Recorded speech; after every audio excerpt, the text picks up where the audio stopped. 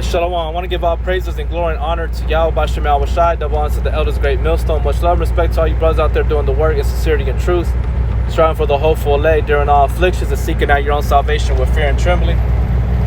So I want to come back with another quick video regarding women, and just basically showing, using two examples in the scriptures, the spirit that the women are under today, and how it's always been there.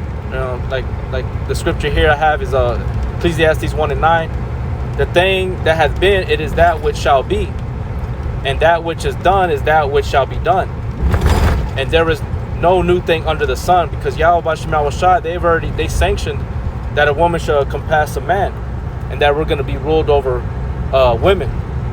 Okay, and through the process of time, in our time, it was because of the women's liberation movement that would basically go into the whole independent and freedom. They're women having a freedom of choice and voice, and they can partake and be equal as men, and under the rule of Adawamium, Esau.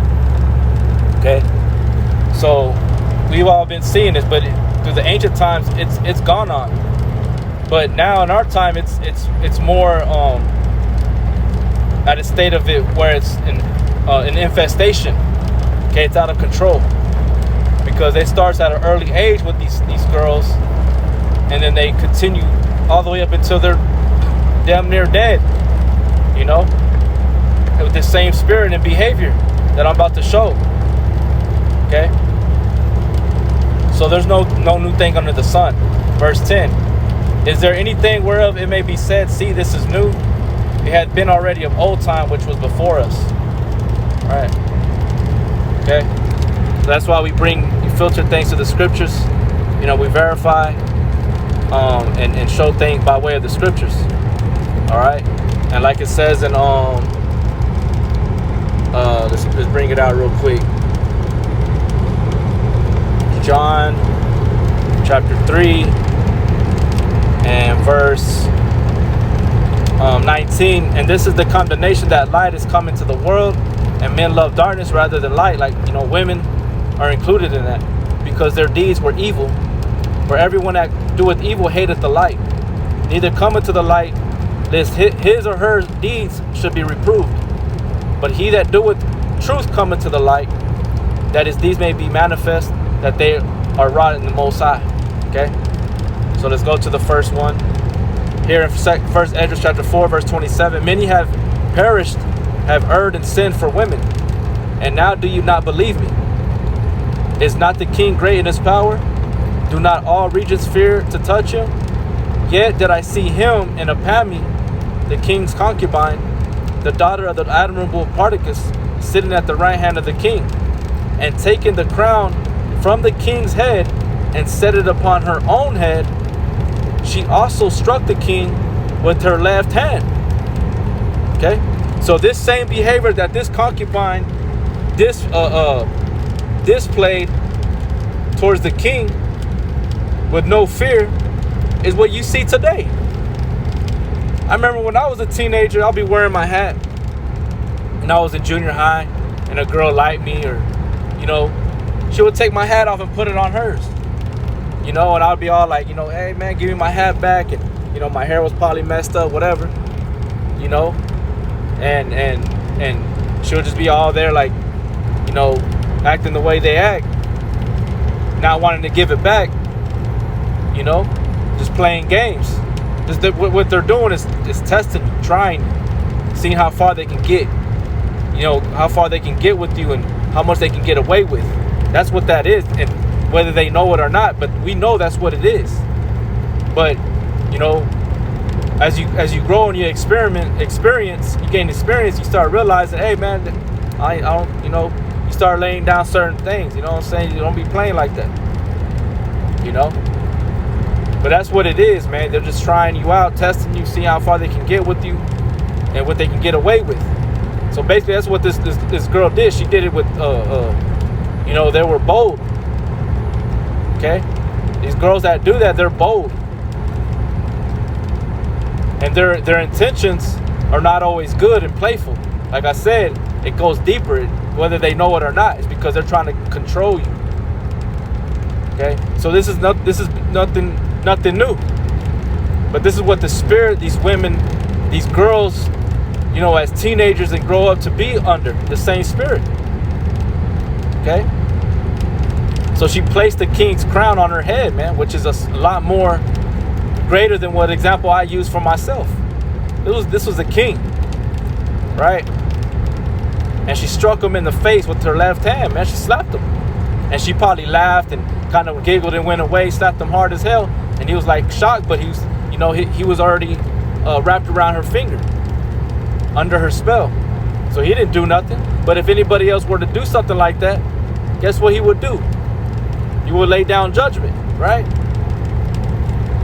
I mean, that's how girls are today. They'll punch you. They like I said, they try to see how far they can get with it, what they can get away with. Punch you on your arm, or they'll lightly push you on your head, right? Or they'll softly pat you on your cheek. But really, you know, they're trying you out. They're trying to see. So when they get older, they start really doing that stuff. They start really pushing the man in the head, start slapping them in the face, punching them, cussing them out. But it's all, you know, they start out early, but because they weren't given no discipline at home, they weren't being taught correctly. Okay, but then there's always that one guy, and this is what a lot of people don't understand, man. That ain't no. I mean, I can't speak for every man, but there's individual men out there that their intentions ain't to lay hands on a female. You know. It just happens whenever you decide to want to be doing that kind of stuff. Like if you could just do that kind of stuff, you can't be doing that. You don't want a male figure doing that to you. And if he does, you're gonna react, right? Okay. But that just goes back to not being disciplined at home, and then they're not taught, because that's the spirit that they're under, man. Okay. Just like this woman right here, Apame, the concubine. And it said in verse 31, and yet for all this the king gaped and gazed upon her with open mouth. You know, he was just like wow, like this, you know, I like this. She don't fear me. You know, getting turned on to it, getting turned on by it. Not realizing that he was getting bewitched and seduced under her. Okay, and it said, if she laughed upon him, he laughed also. Right, clowning him, talking trash, talking down to him, degrading him. Right, trying to break him down to where he feel like he can't move on if it came down to that point where she ultimately has control of his life, and he just has to grow bitter and old with this female. Right, but instead of just stopping it. But if she took any displeasure at him, the king was fain to flatter. Right, he was wanting to fix it. Like he was already under that anxiety, that she might be reconciled to him again. Yeah, and we've all been there. We all should have been there in some form of fashion, to where when we saw a girl, you know, she may have done something, we kind of checked her and she got hurt, we're like, oh man, you know, sorry. You know? And that right there too is also a lesson. You know? Sometimes you don't need to apologize. You don't have to apologize for everything that you do, because that's what they want. And a female would never apologize. A lot of women, they're not apologetic, man. And if they do, it's not sincere. Okay? So this is one example. So a lot of these females are under the same spirit as this woman, Apame. And there's different, you know, interpretations on things about her and stuff like that. But, you know, the point is right here. The disrespect, the level of disrespect that she was displaying towards a man of a great authority. Okay? And these same women will do it to you, even if you're in the truth. Okay? So don't be surprised, man. But what you need to do is, if you see these types of spirits, You need to remove yourself. Okay? But this is this wicked and perverse, faithless generation that we're in, man. That they're not obedient to parents. They're not subjected unto their husbands. It's complete lawlessness out here. Okay? And, just going back to, like I said, I want to mention I want to bring out, referring to women and mention two other ones. Jezebel, she was a queen, under, equal to King Ahab. And we already know about her. King Ahab was under her. She was ruling with by the sword. Maliciously. Ferocious. A lot of heinous crimes she committed. Killing the prophets, going after Elijah, killing Naboth to give the field unto King Ahab that he desired, that he wanted. She made it happen. She went and killed him, had him stoned to give that land unto him. The measures and the lengths that she would go to get what she wanted. That was her tactic, was fear. And to control was by fear. Okay? And that's basically what this lady, this individual, this person right here, Apame, she was basically almost like the same kind of person, but it's at a lower level to begin the beginning stages. So eventually where she would end up growing to be like a woman like that. As Jezebel. And we all know about the Jezebel spirit. Okay? So from there, let's go back. And let's go to, and I'm just gonna bring out this just for just for what I'm speaking on, and just to show certain things.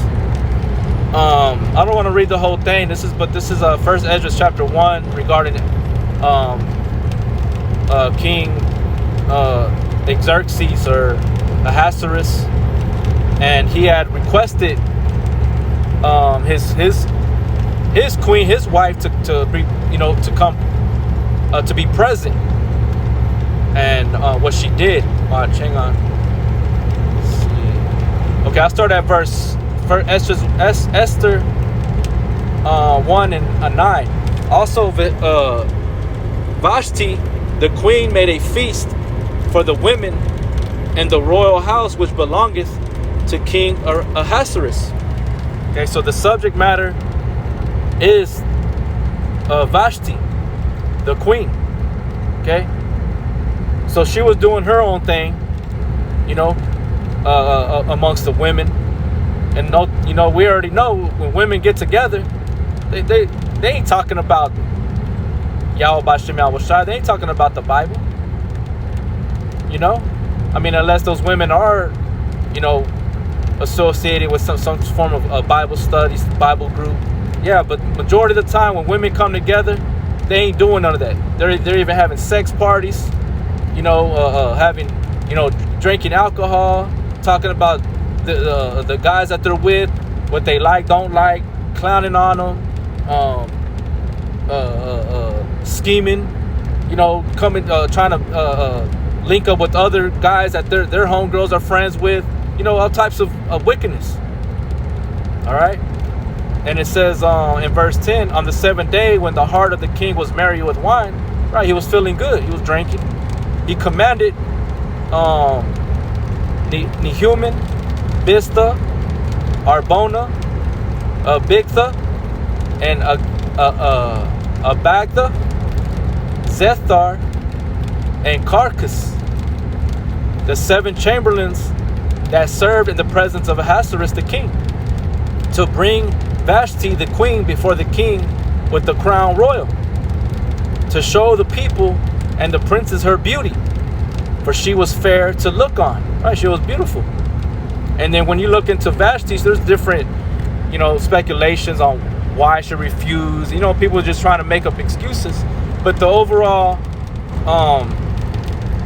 point of this is her disobedience, and that's what it's going to go into. It says, but the queen Vashti refused to come at the king's commandment by his chamberlains. Therefore was the king very wroth, and his anger burned in him. Then the king said to the wise men, which knew the times, for so was the king's manner toward all that knew law and judgment. And the next unto him was Karshina, Shithar, Admatha, Tarshish, Meris, Marcina, and Memucan, the 7 princes of Persia and Media, which saw the king's face, and which sat the first in the kingdom. What shall we do unto Queen Vashti according to law? Because she had not performed the commandment of the king Ahasuerus by the chamberlains. So other greater men brought it back to his attention. Hey, look what she did. What we gonna do about it? And Memucan answered before the king and the princes, Vashti the queen had not done wrong to the king only, but also to all the princes, right? The other men, and to all the people that are in all the provinces of the king Ahasuerus. For this deed of the queen shall come abroad unto all women, so that they shall despise their husbands in their eyes. Is that not what we see right now that's going on in the earth right now? These women have no love, and that's part of the curses in Deuteronomy chapter 28.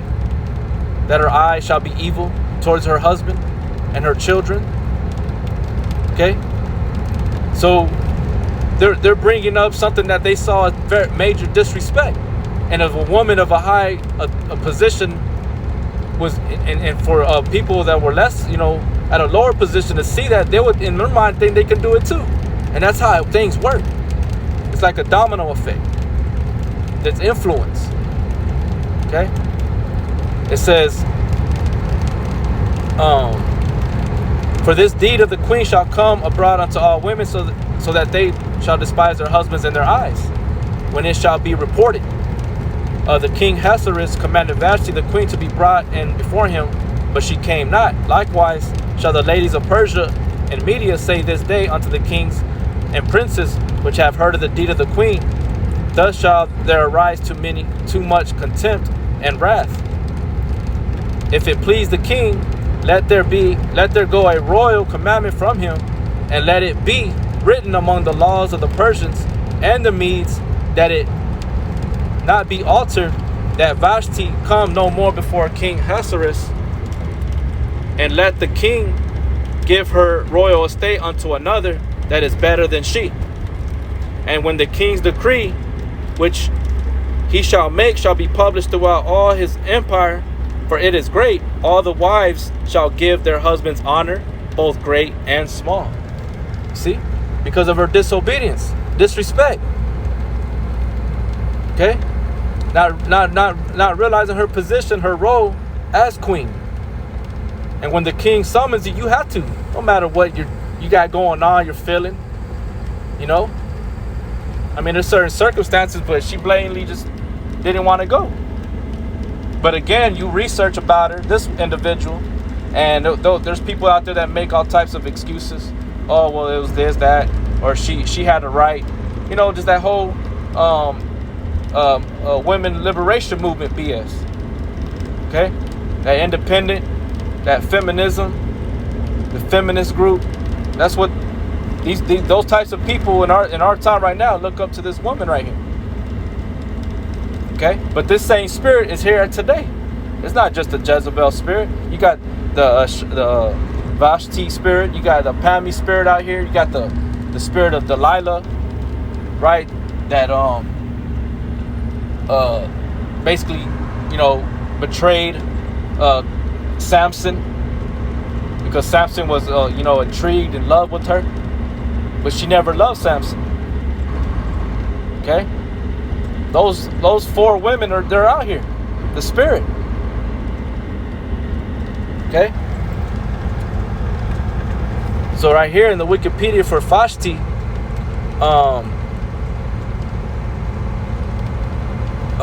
right here at the bottom, it says she is viewed as an independent-minded heroine in feminist interpretations of the Purim story, right?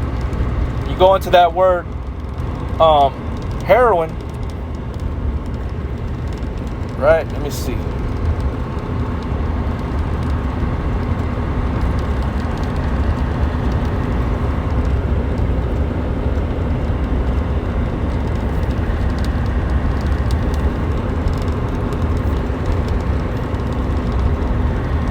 Heroine. Right, the way you pronounce that word is heroine. It says a mythological or legendary woman, often of divine descent, having great strength and ability.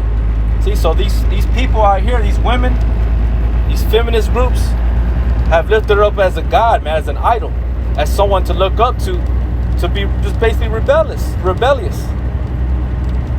That nobody could tell them what to do. They can't be controlled. No one's ever going to control them. That they can't be, like I said, be told what to do. They can't be taught. Ain't no man going to ever tell them what to do. That's why women cannot rule. That's why women cannot be subject unto the greater authority of Yahweh Bashem Yahushua like that.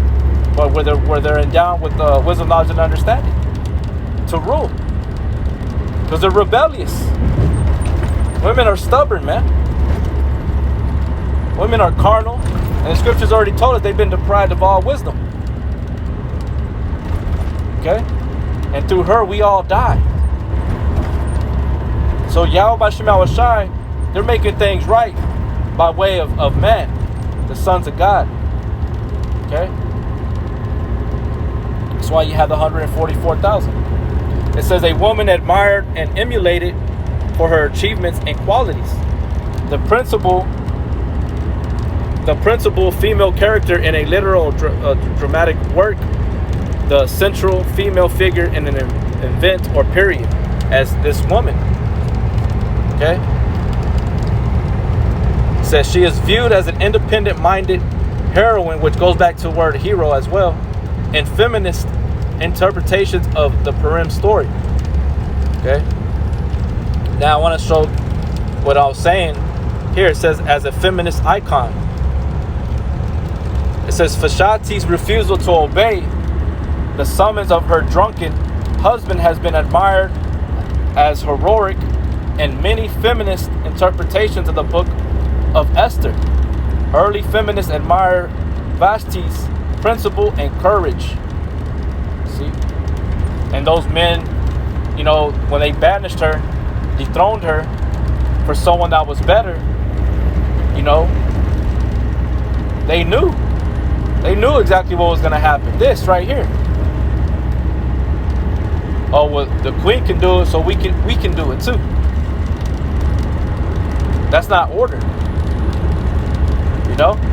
That's why everything is all whacked out here in the earth. I don't know one family. I only know one right now in my life. Right now, where I live, where I stay, I know one family that they're still together, married, never been separated, no divorce. They've been together. I'm talking about husband and wife, and they're in their 60s, 70s right now. Other than that, I don't know it. I don't know any. They're all divorced. Okay? They all been divorced, or they all, moved on with other men, or vice versa, different women. Because of that. Because of the disorder, the wicked mind frame that's in the earth, that hops on women. And I'm talking about the good men. I'm not talking about pieces of shit men. Because you got men that are straight trash, man. Okay? So it says, let me see, Harriet Beecher Stowe called Vashti's disobedience the first stand for women's rights. So they're using the Bible to push their little, their movement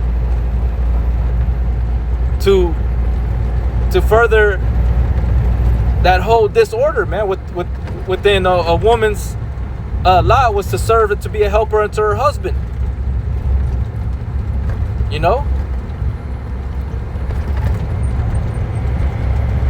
It's just like, you know,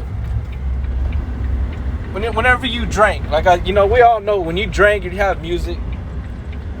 I mean, that's the thing about females. Females are tripped out, man. They're hypocrites. Because whenever they're in that same position, what do they want? They want a man, right? But it's only on their time. That's why, man, I ain't gonna say it, never mind. You know, that's why everything has to be on their time. If it's not on their time, you're wrong, you're bad. You're out of order. You know what I'm saying? But I mean, I know there's circumstances and there has to be a balance. You know, you have to know when to fall back and stuff like that. I understand. You know, but we also know that, you know, it's not always negative. You have a couple of drinks and you want to be around your woman. You want to love on her. You want to dance with her, whatever. You want to laugh with her, talk with her, smile at her. You know, appreciate her, whatever the case may be. It may not even always be about sex off the top. But, you know, you may want to lead to that. But it doesn't always have to be like that. A woman to be all bitter and pissed off because her husband feeling good and he wants to be close to her like that. You know? And then Jake's notorious trying to show off his woman like that. You know, like, I mean, I've never been that way. But because of that very reason, I know, you know, it's not a good, things ain't going to turn out good whenever you're having guys around your female. They're going to be lusting after her, or she might lust after her, right? But I know Jake likes to do that. They like to show off the woman that they're with, how fine she is, you know? But that's not a smart move, man. You know, that's stupid. But anyways, you know, these you know, like I said, these feminist groups, the women's liberation movement, women's rights and all that stuff, this is what it is, man. That's why I was saying that this world is under these same spirits today. Okay? Y'all can read the rest if y'all like. Yeah, man, that's just what it is. So I guess I can end it with, let's see, 1 Corinthians chapter 14. Now, brothers, bear with me.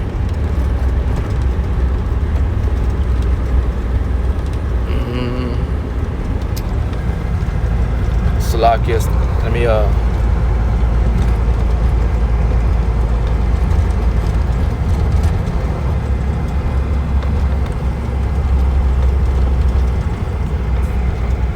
see here.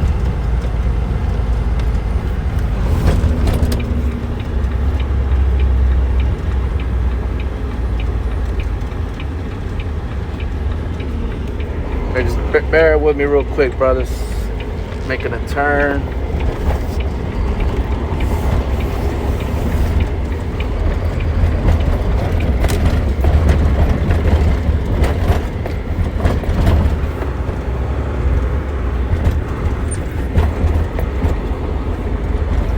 Let me come to a stop real quick. Salaki, man.